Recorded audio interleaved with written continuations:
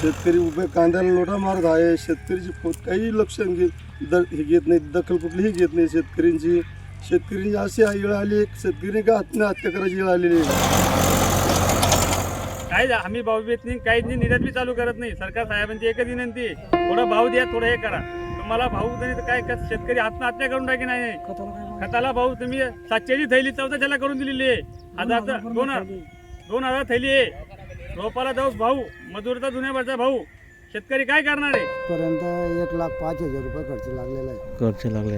आता काढणी चालू आहे. काढण्याला तर आता अलग मजुरी लागेल, खांद्याला अलग मजुरी लागेल, भरायला अलग मजुरी लागेल.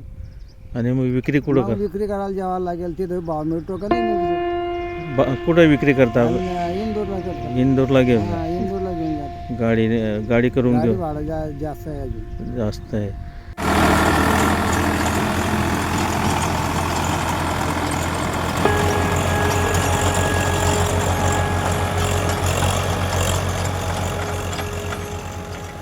केंद्र शासनाचे चुकीचे धोरण, कांदा आयात आणि निर्यातीचे चुकीच्या धोरणामुळे महाराष्ट्रातील कांदा उत्पादक शेतकरी मरण्याच्या पलीकडे येऊन गेलेला आहे. आता यासाठी सर्वस्वी केंद्र व राज्य सरकार चुकीचे.